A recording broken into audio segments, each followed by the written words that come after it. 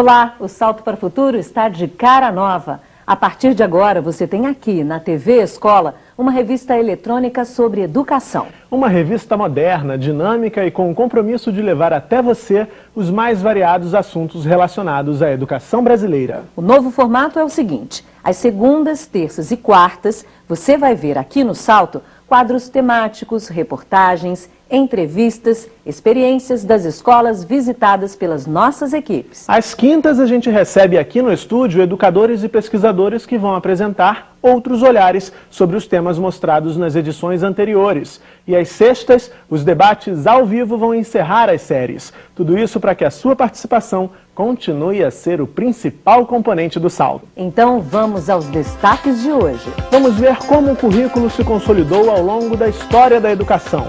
Também vamos falar das relações entre currículo, sociedade e cotidiano escolar. Multiculturalismo, o desafio de abordar no currículo o pluralismo cultural presente na nossa sociedade. E ainda vamos mostrar projetos pedagógicos de escolas que encontraram na relação com a comunidade o caminho para reinventar o currículo. Tudo isso e muito mais agora no Salto para o Futuro. Um programa da TV Escola, Canal do Ministério da Educação.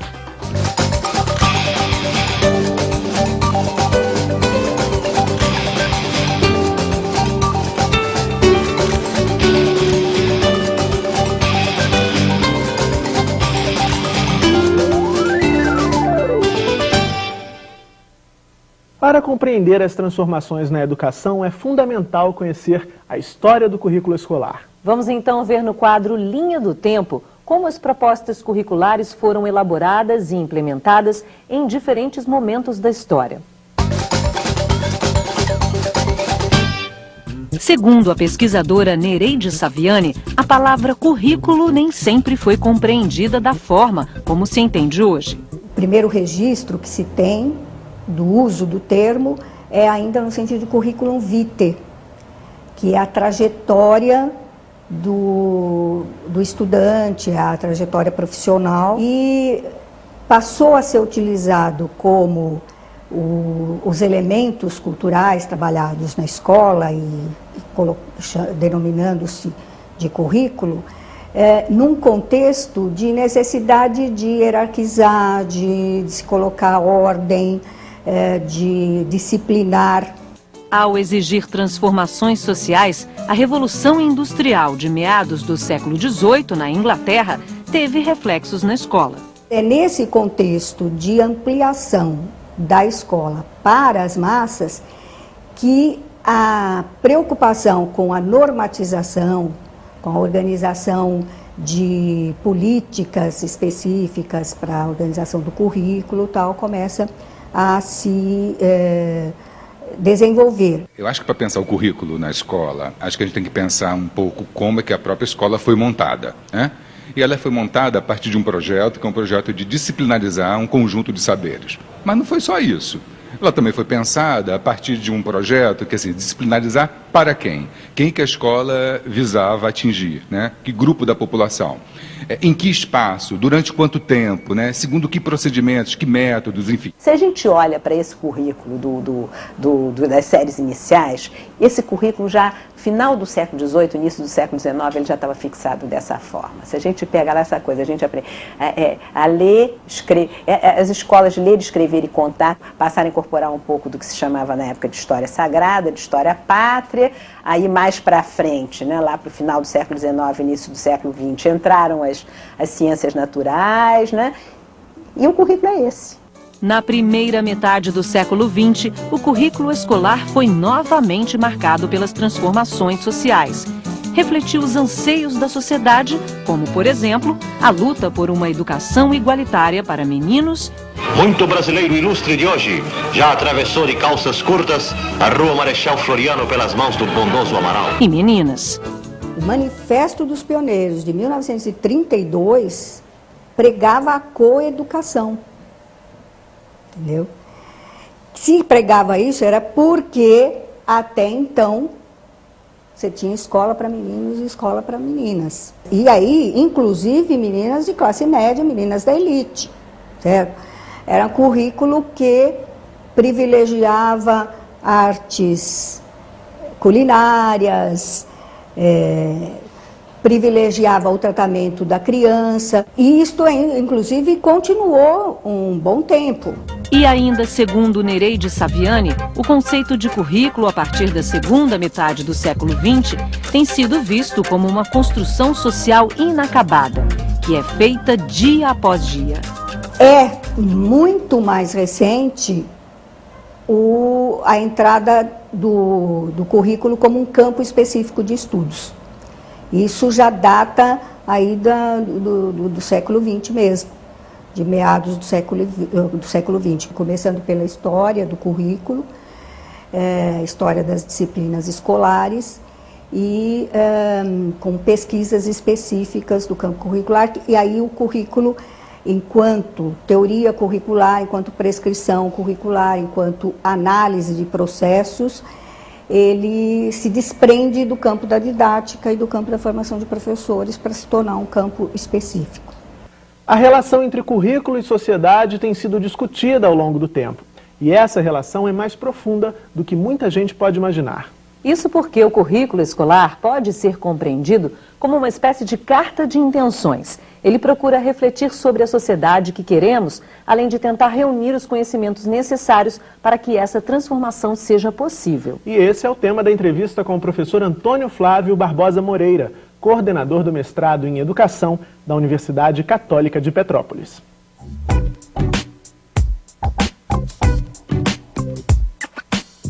E eu diria que hoje seria importante concebermos currículo como o conjunto das experiências de aprendizagem que a escola organiza e pelas quais ela responde e que giram em torno do conhecimento escolar, que, a meu ver, constitui a matéria-prima do currículo.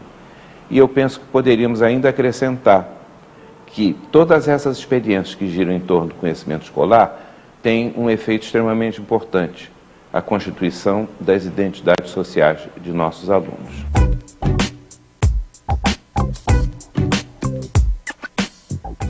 Um currículo é organizado num dado momento histórico, numa dada sociedade, e vai refletir o que essa sociedade considera como sendo o cidadão que deseja formar, como sendo o homem educado, a mulher educado, que deseja ter como seu membro.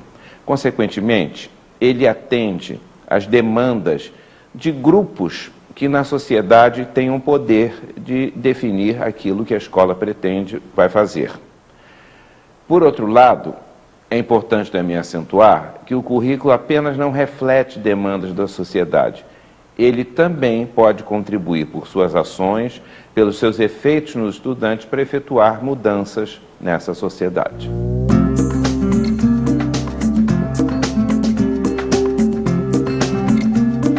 De uma certa maneira, o currículo é um elemento central na definição daquilo que nós somos, daquilo que seremos futuramente.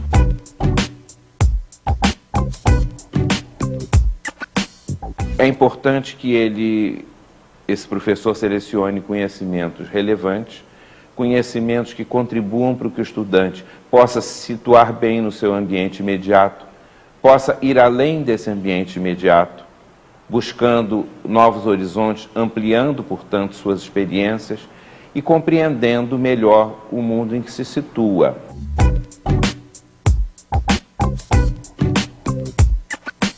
É um currículo que esteja aberto para atender a mudanças ou na sociedade, ou na escola, ou na própria sala de aula.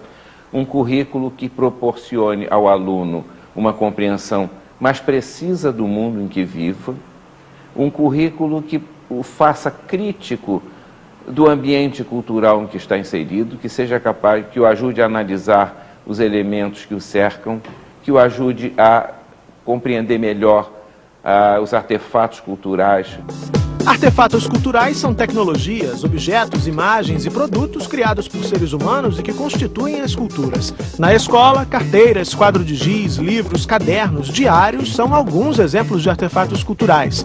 Mais recentemente, a TV e o computador também passaram a ser artefatos presentes nas escolas. As pesquisas em educação têm focalizado artefatos culturais como filmes, programas de TV, jornais, revistas, peças publicitárias, quadrinhos, livros didáticos e e brinquedos. O objetivo é estabelecer relações com o currículo para investigar questões ligadas a gênero, etnia e diversidade.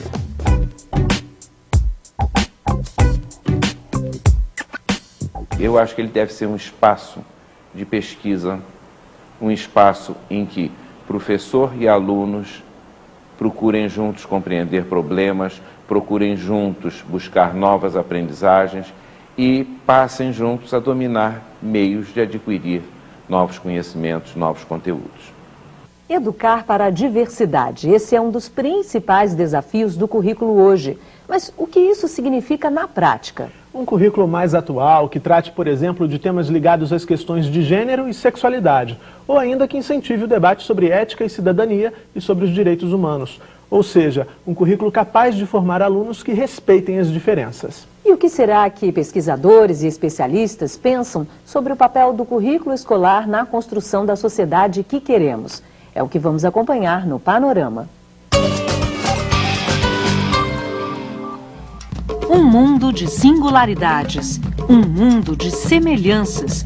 Cada indivíduo traz consigo marcas que o diferenciam e o aproximam das outras pessoas. São questões de gênero, etnia, religião, cultura. Diversidade que se torna um desafio para educadores. A escola faz com que as pessoas cresçam se sentindo umas em vantagem sobre as outras.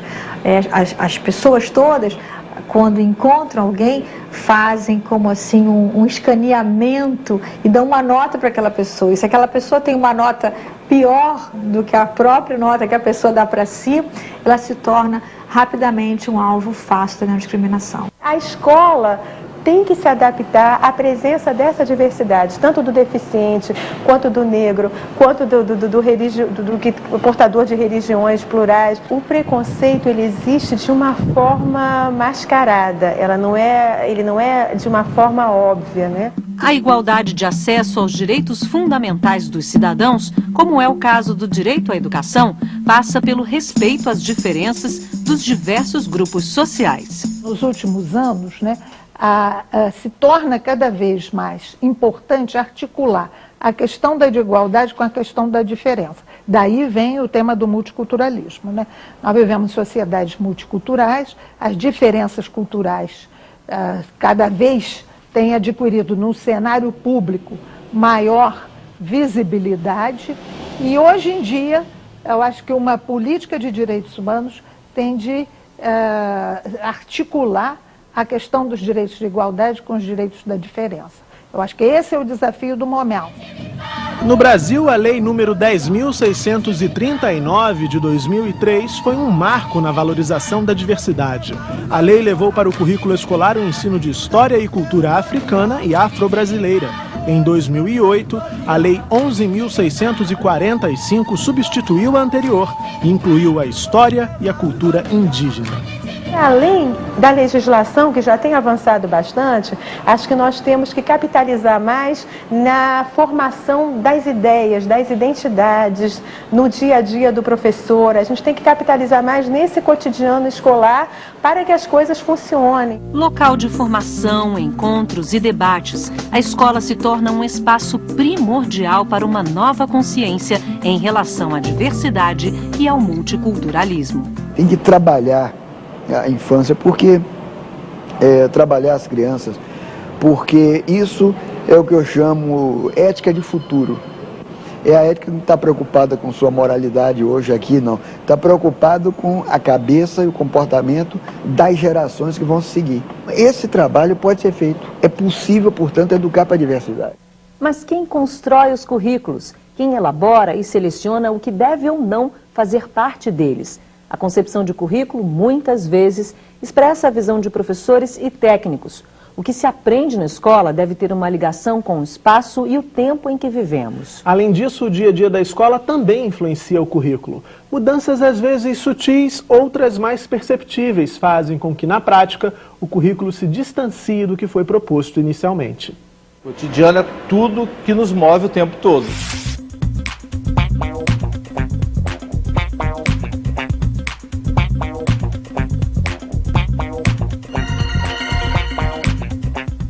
São diferentes espaços e tempos vividos. Não existe um lugar específico que você chame. o cotidiano da escola, né? O cotidiano é a própria vida vivida. Então o cotidiano acaba sendo determinante, essa vida cotidiana, naquilo que o aluno entende, como ele entende e por que ele entende. Ou seja, se você entende que nós vivemos atravessados por diferentes determinantes sociais, políticos, econômicos, culturais, religiosos, tudo isso que é trabalhado na sala de aula como um conhecimento sistematizado, acaba sendo, de alguma forma, negociado com essas redes cotidianas de saberes, fazeres e poderes de todos nós. Que conhecimentos têm sido vividos nesse cotidiano que deslocam, negociam, alteram o que está prescrito como indicação para os professores? Como é que eles traduzem isso nas suas práticas? Isso tem ampliado consideravelmente as discussões no campo, porque nem tudo que está colocado como o que tem que ser feito, necessariamente é feito daquele jeito. Você tem uma lógica muito forte em termos de uma construção que tem bases, né? A fala dos professores de que o aluno não tem bases, que o aluno não tem os fundamentos, né? Isso é muito recorrente. E é sempre uma lógica muito linear, encadeada, sequencial, arquitetônica, que vai, de alguma forma, condicionando o currículo a toda uma linearidade, a toda uma causalidade, a toda uma hierarquização. Quando a gente desloca esse modelo da construção arquitetônica para um modelo de redes, não existe mais um ponto de partida único, não existe mais uma única trajetória a ser seguida. As redes vão sendo negociadas o tempo todo no cotidiano.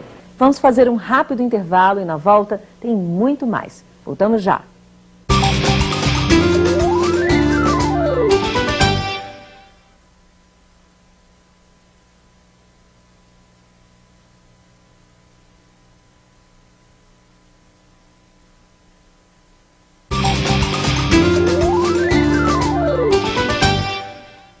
Mais uma novidade aqui no Salto, é o quadro In Loco. Nesse quadro vamos conhecer uma escola por inteiro, seu projeto pedagógico, sua história e sua comunidade. E para inaugurar o In Loco, visitamos uma comunidade que lutou para ter garantido o direito à educação. Essa é a história do bairro Barro Branco, que fica em Duque de Caxias, na Baixada Fluminense. Uma história de luta coletiva que fez o currículo da escola incorporar o ideal de que aquele é um espaço de todos. Dá só uma olhada.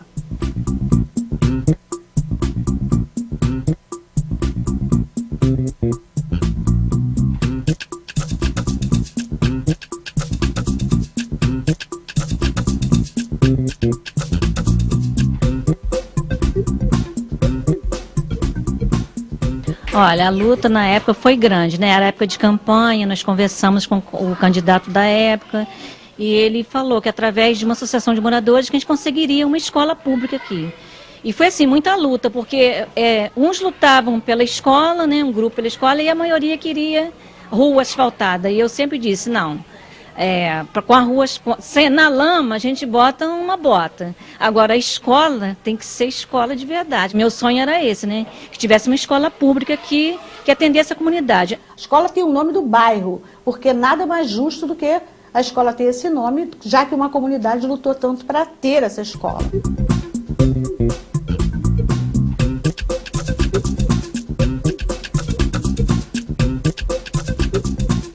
No primeiro ano já de funcionamento, já começou a chegar pessoas de todos os jeitos, né? Todas as raças, todos os jeitos, assim, crianças especiais, né?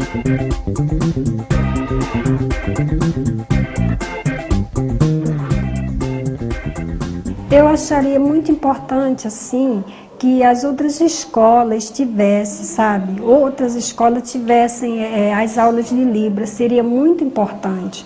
Porque quando eu comecei a conhecer um pouco de língua de sinais, até lá na outra escola, quando eu comecei a andar com ela, eu vi que realmente há uma necessidade muito grande que os surdos têm de se comunicar. E a gente também, né? Precisa muito ter em outras escolas essa comunicação. E ainda continua essa escola sendo a única referência de espaço público nessa comunidade.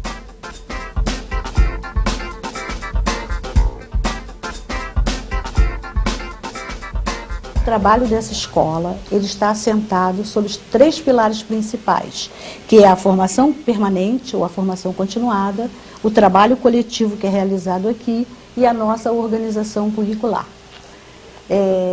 Aqui nessa escola, a gente valoriza essa formação continuada, porque a gente sabe que o professor se forma no seu ambiente de trabalho, é no grupo onde ele está exercendo a sua função. A gente procura estar trabalhando coletivamente em todos os espaços. Essa relação dos alunos, né, vocês podem ver que o nosso mobiliário ele é todo coletivo, a formação das nossas cadeiras do nosso espaço, nós pensamos isso no coletivo. A distribuição do material, ela também é coletiva, né? Nós temos os potes coletivos, todo o material é coletivo e dividido.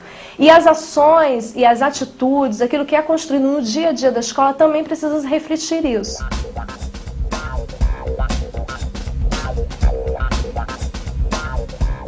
Nosso trabalho aqui ele tem uma intencionalidade. Inclusive, na hora da seleção dos conteúdos, tudo isso é pensado, a história desse conteúdo e o que ele vem trazer para a nossa prática do dia a dia, como cidadãos brasileiros, né? Não é só eu pegar o livro, saber o conteúdo, saber fazer matemática, leitura de gráficos, não. O importante no aspecto geral do trabalho do PPP da escola é fazer com que os nossos alunos se construam como cidadãos sujeitos da sua história. E isso tem que refletir no nosso trabalho do dia a dia.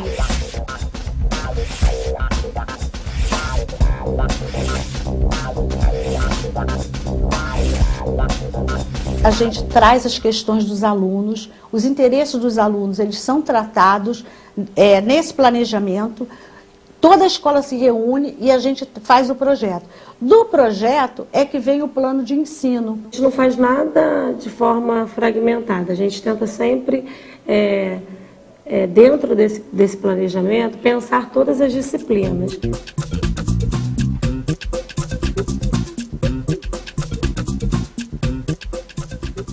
Levar os conhecimentos sociais para o currículo é um desafio para os profissionais da educação. O chamado Currículo em Ação é o tema da entrevista com a professora e pesquisadora Edvige Zacur.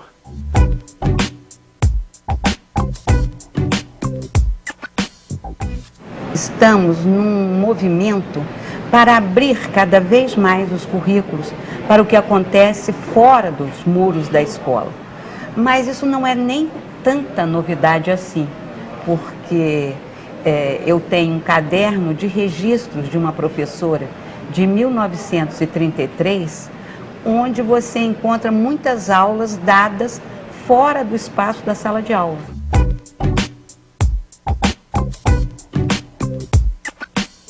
Esse conhecimento novo tem que chegar a partir de um novo modo de trabalhar o conhecimento. Digamos, eu encontro lá no livro de história que Juscelino Kubitschek construiu Brasília.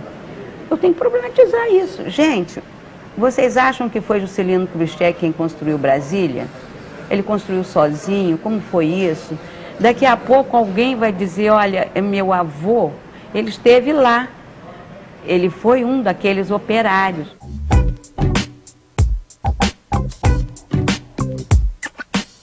Os projetos mais conservadores terão uma concepção conservadora de currículo, como algo pronto, estático e acabado. Os projetos mais vanguardistas, eles serão mais emancipatórios e terão um currículo mais aberto, né?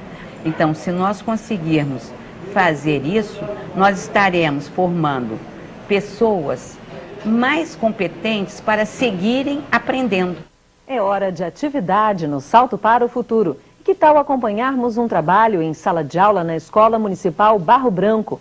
Aquela mesma em Duque de Caxias que a gente mostrou no início do bloco. A atividade faz parte do projeto pedagógico da escola, que trabalhou o tema eleições e enfocou questões ligadas à ética e à cidadania. Nós começamos que a gente chama de rotina, que é a hora da chamada, do calendário, né, a hora da novidade. E aí depois a gente apresenta a proposta de trabalho. Uma vez, uma cambaxira, toda saltitante e alegre, que estava fazendo um ninho na árvore de galho mais bonito da floresta. No caso aqui nós começamos com a história da Ana Maria Machado, né, a cambaxira, se eu pudesse. Nós fizemos uma contação da história sem contarmos o final. O que a cambaxira faz quando chega no Castelo do Imperador. E o lenhador respondeu: Ah, Cambaxirra, se eu pudesse, mas não é comigo, eu só estou cumprindo ordem. E ela perguntou, de quem? Respondeu, do capataz, e eu morro de medo dele. E aí o grande legal disso é que a gente proporciona às crianças a questão da criatividade, daquilo que elas têm de proposta diante de uma situação problema. O que vocês acham que aconteceu lá no Palácio do Imperador quando a Cambaxirra chegou? E aí cada criança foi pensando, foi colocando, abordando as suas opiniões, as suas sugestões. Vocês acham que a Cambaxirra obedeceu? Não! O que você acha, Vitor? A Cambaxirra foi ficada pelo Imperador do Trono. Ao final disso nós fizemos uma eleição, uma votação, né? Como a gente precisa também estar inserindo isso dentro do projeto das eleições, para que eles não entendam que eu não tenho que votar somente no candidato, na postura do candidato, que é importante também, ou porque ele é bonitinho, ou porque ele é meu amigo, mas pensarmos nas propostas que esse candidato também traz. Nesse processo de eleição, a gente tem que votar na proposta do candidato que é mais bonitinho, que é meu amigo, não é isso? É só porque a Giovana é minha colega que eu vou ter que ficar votando. Isso, a gente tem que pensar na melhor proposta para todo mundo. E aí eles tinham que pensar qual o melhor caminhamento que a Cambaxirra ia dar na situação diante do imperador. Eu vou transformar essas ideias que vocês tiveram, vou colocá-las num cartaz, vamos resumi-las em 3. E depois nós vamos fazer uma votação, uma eleição das propostas que vocês acharam mais interessantes, tudo bem? Cada aluno deu sua opinião, nós sistematizamos em 3, fizemos a votação, né? Construímos gráficos, inclusive, depois para a gente trabalhar com situações, resolução de situações problemas, na leitura desses gráficos. E fizemos também a dramatização, porque ao longo do período a gente vem percebendo o quanto é importante a linguagem, a postura teatral, gestual, inclusive para a formação de caráter, de identidade, de personalidade das crianças.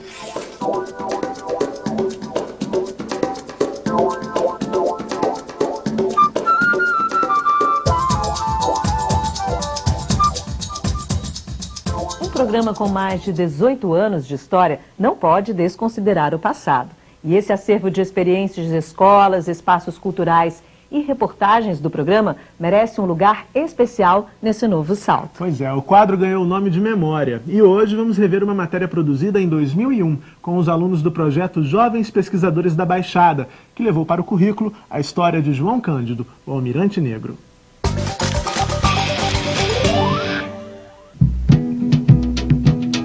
A rebelião de marinheiros contra os castigos físicos aplicados na Marinha no início do século XX revelou para a história do Brasil um personagem chamado João Cândido Felisberto. Esse era o nome de batismo do líder da revolta da Chibata, ocorrida em 1910. Nascido no Rio Grande do Sul, João Cândido, depois de expulso da Marinha, se instalou definitivamente no município de São João de Meriti, no estado do Rio de Janeiro. A vida do Almirante Negro, como ficou conhecido o marinheiro revolucionário, serviu de pano de fundo para um estudo de alunos da 8ª série do ensino fundamental. Os estudantes pesquisam a vida de personalidades que viveram e vivem na Baixada Fluminense. Precisa ser substituída essa imagem, né, preconceituosa, que a Baixada não tem valor, que não existem pessoas importantes, que não existem lugares de memória, né? E foi levantando fatos da memória da Baixada Fluminense que os alunos descobriram que parte da história mora bem ao lado. Muitos ficaram surpresos em saber que próximo à escola onde eles estudam, reside uma descendente de um líder de um movimento tão importante da história do Brasil. Eu jamais poderia imaginar que um dia eu poderia ver pessoalmente uma pessoa que fez parte, né? O seu pai, João Cândido, fez parte dessa história. A filha de João Cândido mora em São João de Meriti e guarda na memória muitas lembranças do pai revolucionário. A Marinha reconhece João Cândido como marinheiro?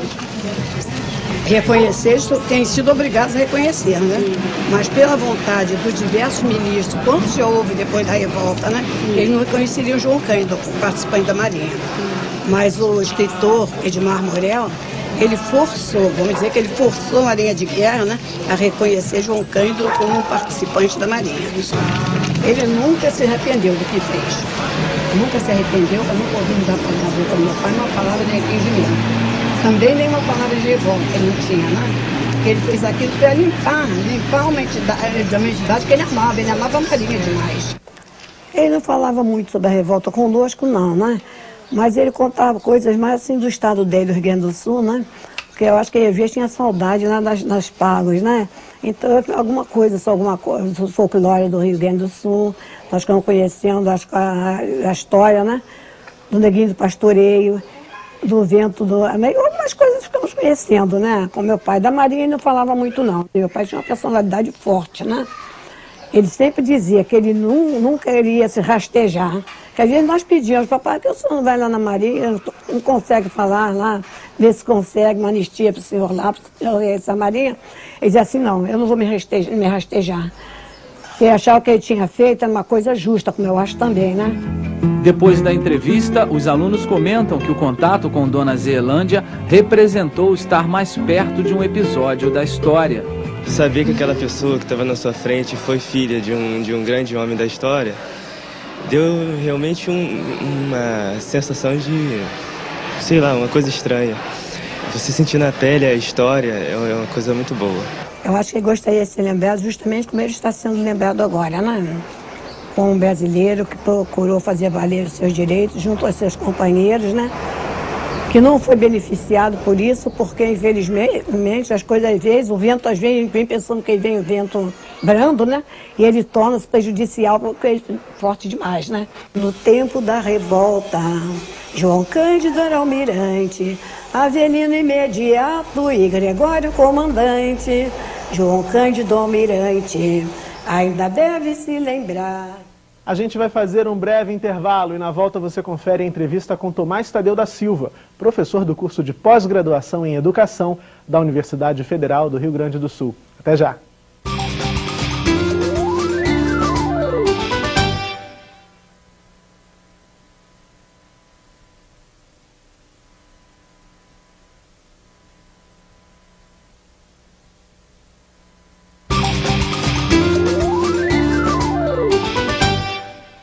Chegamos ao terceiro bloco dessa edição do Salto para o Futuro e a construção do currículo na escola é o tema da entrevista com Tomás Tadeu da Silva, um dos mais renomados pesquisadores brasileiros sobre currículo. E você foi conversar com ele, não é, Murilo? Isso mesmo, Bárbara. Nós falamos sobre vários assuntos, entre eles o desafio da construção do currículo e a relação entre multiculturalismo e educação. Então vamos ver. Professor, na sua opinião, qual deve ser o ponto de partida para quem começa a refletir sobre o currículo escolar?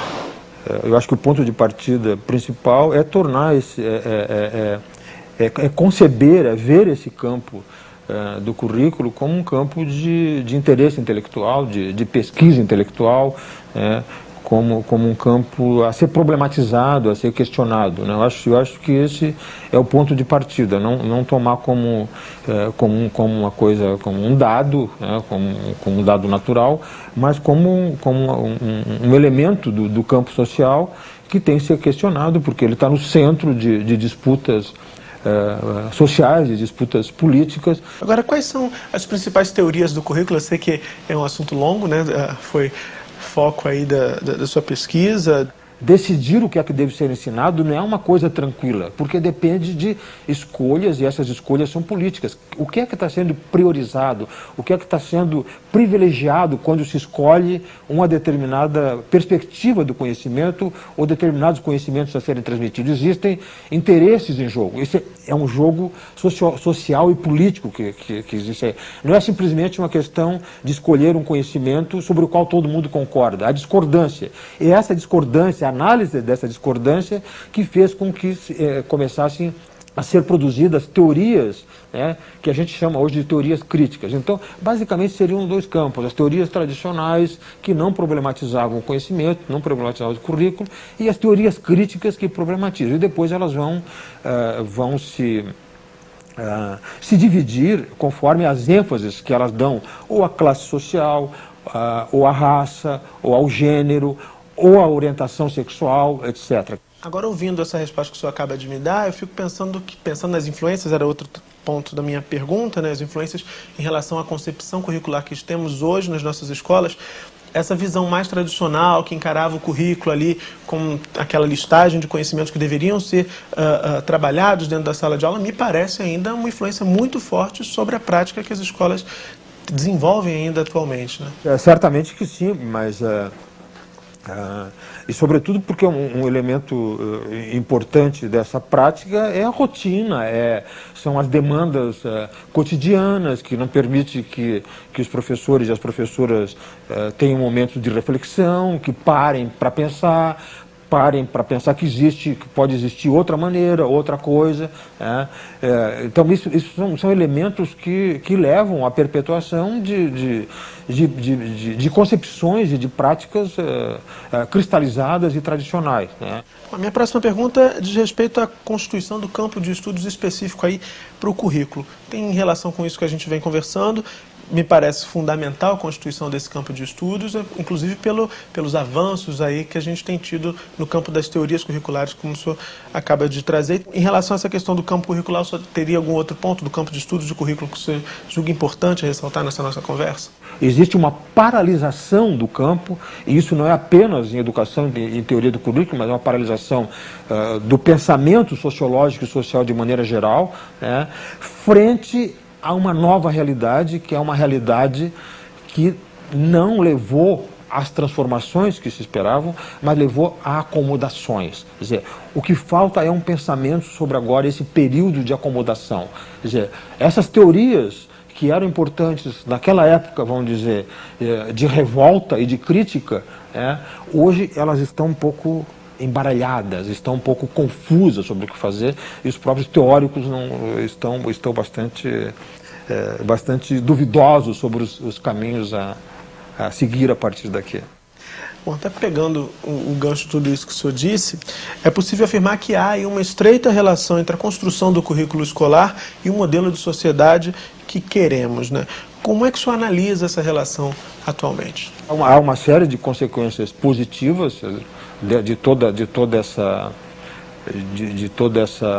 discussão, de toda essa teorização, e que se refletem sobretudo na inclusão nos currículos de perspectivas de grupos sociais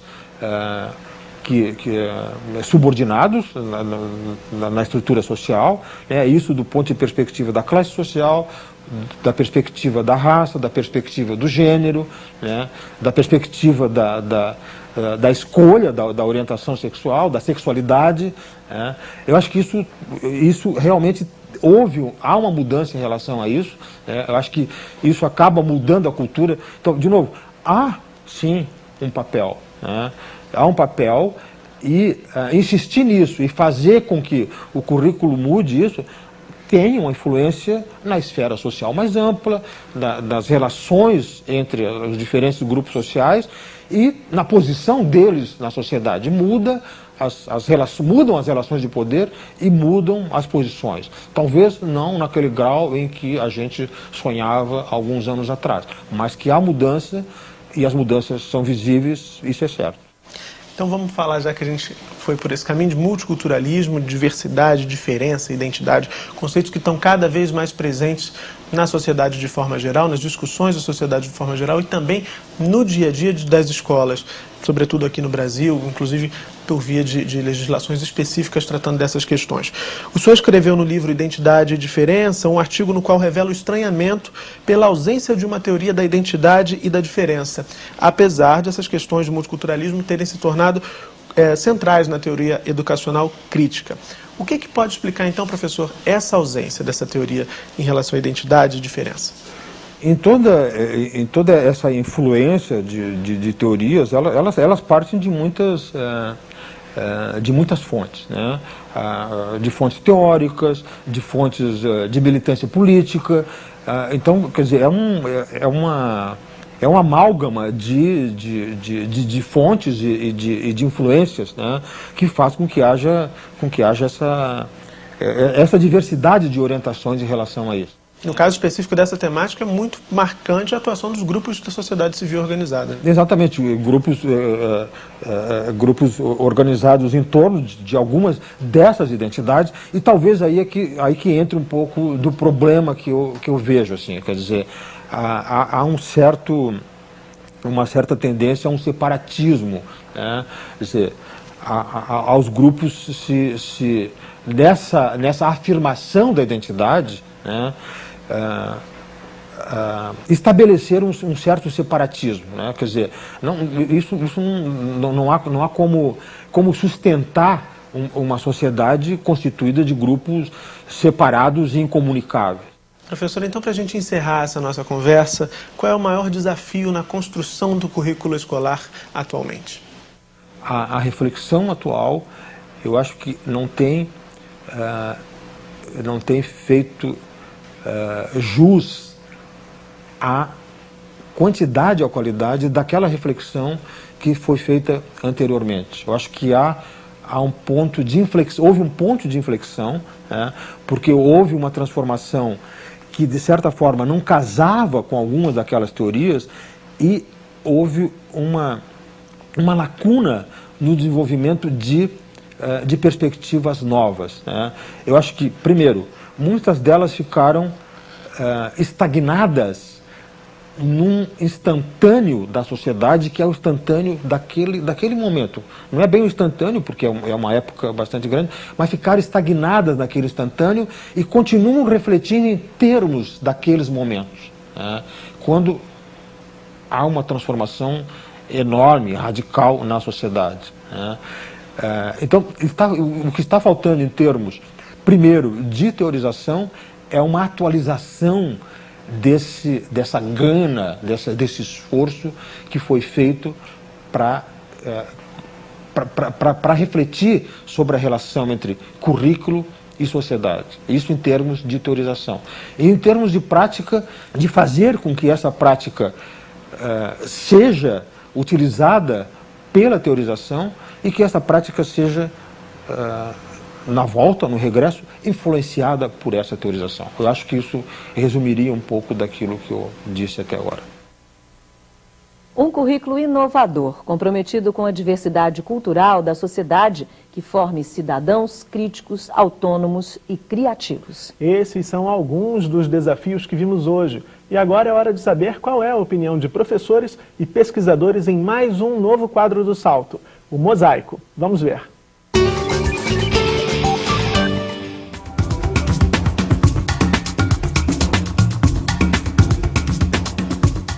Os principais desafios para a construção hoje de um currículo escolar, eu penso que podemos colocar em dois eixos. Um dos eixos é justamente poder pensar, planejar e executar um currículo que acompanhe minimamente essas rápidas e gerais transformações que estão ocorrendo hoje no mundo contemporâneo. E no segundo eixo, eu penso que nós podemos colocar um grupo de problemas que é justamente lidar com uma heterogeneidade imensa, não só da sociedade de uma maneira mais ampla, mas uma heterogeneidade também na formação de professores, no perfil de cada região, num país tão díspare e tão heterogêneo como é o Brasil. A escola é um espaço de multiplicidade, de diferença, de diversidade. Esse, por si só, já é um primeiro desafio para a questão do currículo escolar. Um outro desafio é como trabalhar tentando articular campos disciplinares, diferentes campos de saber, como a matemática, o português, a história e assim por diante, com as questões relacionadas ao cotidiano da escola. Eu acho que o principal desafio para a construção do currículo escolar tem a ver com a melhoria da qualidade do ensino. E essa qualidade não medida simplesmente em torno de eficiência e eficácia, resultados no teste, mas uma qualidade que leve em conta as possibilidades de desenvolvimento do indivíduo mais plenamente e de uma participação ativa e plena na sociedade. Em primeiro lugar, entender o que é currículo. Em segundo lugar, que o currículo seja estudado nas escolas que ele seja estudado nos cursos de formação de professores. Em terceiro lugar, que haja uma produção de material sobre currículo, sobre ensino, para uso de professores e para uso de alunos em cursos de formação de professores. Para mim, o principal desafio no âmbito do currículo está em garantir aos professores igualdade de condições na negociação curricular. Porque o currículo ele é sempre negociado, desde a sua elaboração no plano macro, das diretrizes curriculares, da legislação maior, passando pelas secretarias e tal, e a principal negociação é a da sala de aula, é do processo pedagógico propriamente dito. O maior desafio para o currículo é incluir uma formação de professores adequada, competente, porque se você tiver professores bem formados, também nas questões de gênero e de sexualidade, você consegue construir um currículo com a participação desses professores, problematizando todas as questões que envolvam aquela comunidade, aquelas características específicas dos alunos naquele espaço social. E aí, gostou do nosso programa? Ele foi só o primeiro de toda a série. E se você quiser saber mais sobre esse assunto, vale a pena consultar a grade da TV Escola. Outra dica é ficar ligado no site do Salto. A nossa página está reformulada, mais leve, mais bonita e cheia de recursos. Agora é possível trocar experiências no nosso fórum, relatar as atividades realizadas aí na sua escola e consultar as entrevistas. Além, é claro, de acessar a publicação eletrônica com os textos relativos a cada série. São muitas mudanças, mas o endereço continua o mesmo, www.tvbrasil.org.br/salto. E não esqueça de que você vai poder participar ao vivo do programa de sexta-feira. Por hoje é só. Fique com um pouquinho do que vamos mostrar no Salto de amanhã.